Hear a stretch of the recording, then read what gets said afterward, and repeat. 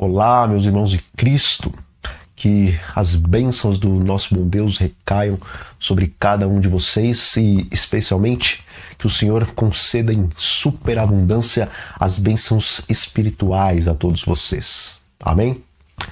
E, meus amigos, continuem postando aí os seus pedidos de oração nos comentários, porque eu continuarei orando por todos os pedidos desse canal e eu também peço que vocês tirem pelo menos um momentinho do seu dia para pedirem que Deus se lembre de cada um dos pedidos que estão registrados aqui nos comentários desse canal e que Ele atenda a cada um desses pedidos segundo a sua boa vontade e segundo as suas misericórdias que são infinitas. E, meus irmãos, de todas as bênçãos que nós podemos pedir ao nosso Deus, sem dúvida nenhuma, o batismo do Espírito Santo é a bênção mais necessária na vida de cada um de nós cristãos. E, pegando o exemplo dos apóstolos de Cristo, embora, é claro, eles já possuíam sim uma porção do Espírito Santo, pois, ainda que eles andaram 3 anos e meio com Cristo, era o Espírito Santo que os convencia das verdades que o Senhor Jesus apresentava para eles.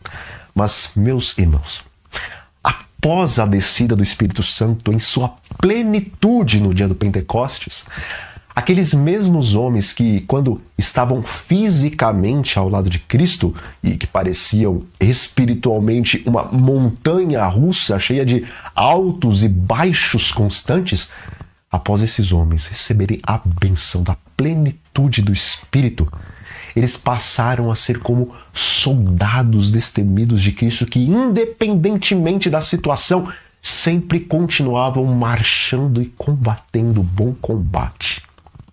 E, diferente do tempo em que, mesmo estando junto ao Mestre, eles constantemente cometiam várias e várias falhas que foram registradas nos 4 evangelhos, após o dia do Pentecostes, mesmo sem a presença física de Cristo, as falhas que os apóstolos cometeram foram mínimas após o Pentecostes, amigos, e quase não há registro delas na palavra de Deus.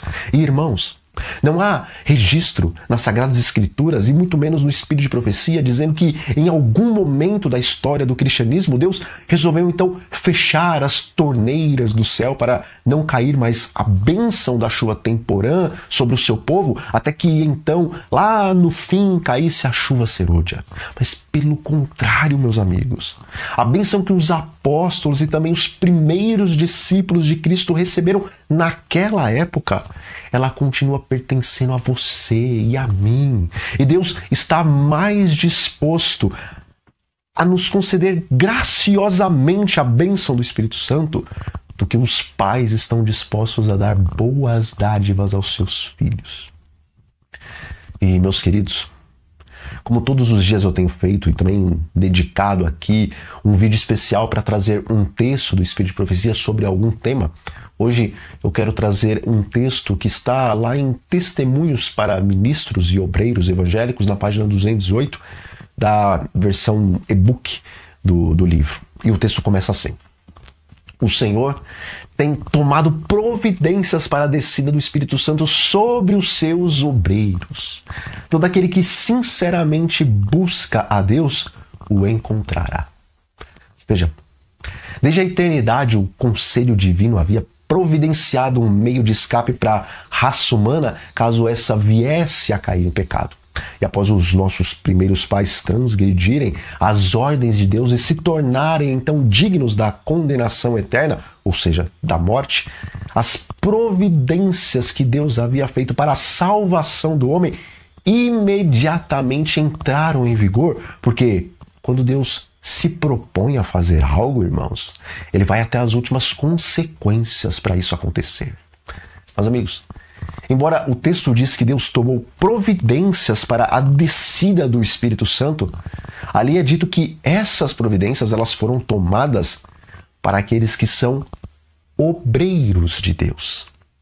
Veja, embora devemos pedir o Espírito Santo para que venhamos a possuir o fruto do Espírito em nós, ou seja, para que tenhamos amor, alegria, paz, longanimidade, benignidade, bondade, fidelidade, mansidão e o domínio próprio, ao mesmo tempo, nós devemos pedir o Espírito para sermos obreiros de Deus e seus mensageiros nesse mundo, porque as características do fruto do Espírito, na verdade, são as características do caráter do nosso Senhor e Salvador Jesus.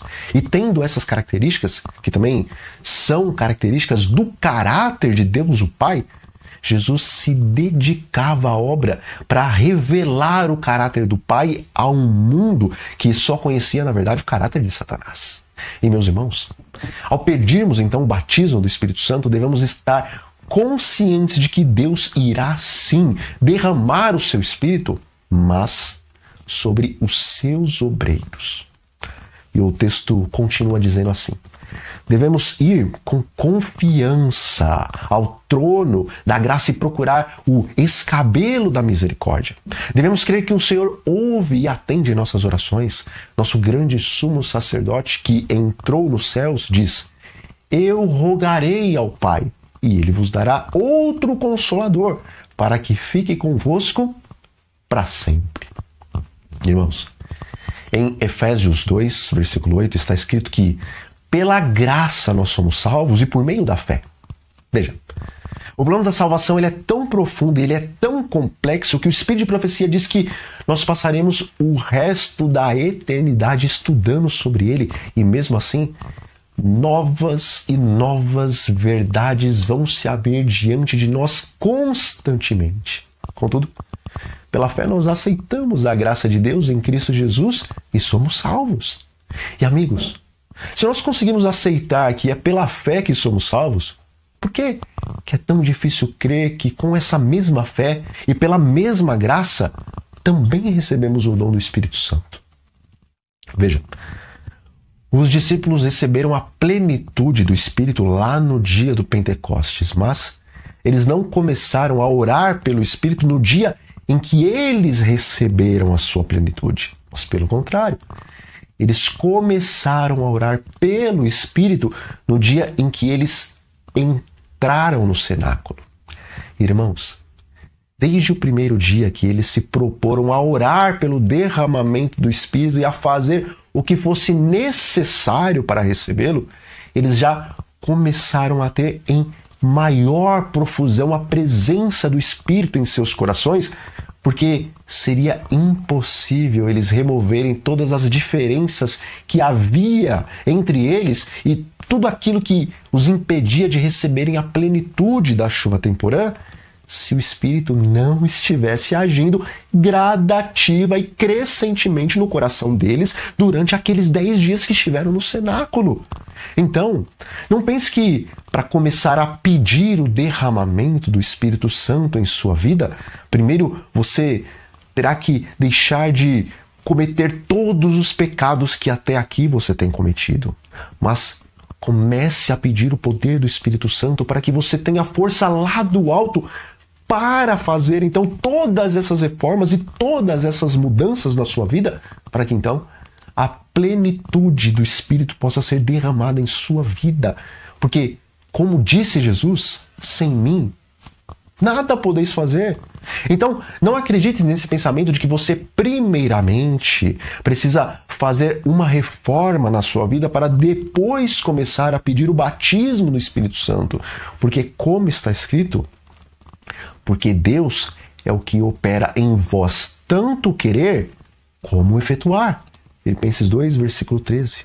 Então, com fé, comece a suplicar a bênção do Espírito Santo em sua vida para que você consiga fazer, pelo poder de Deus, pelo poder do Espírito Santo, todas as reformas necessárias para que então Deus possa derramar sem medida a sua bênção sobre você, assim como ele derramou sobre os apóstolos.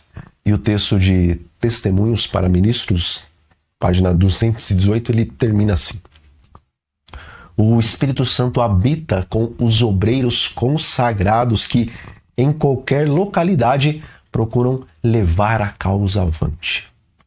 Bom, meus amigos, se nós nos consagrarmos a Deus e à obra de Deus, a qual Ele tem para cada um de nós fazermos nessa terra, A promessa é que o Espírito Santo estará constantemente conosco até a consumação dos séculos.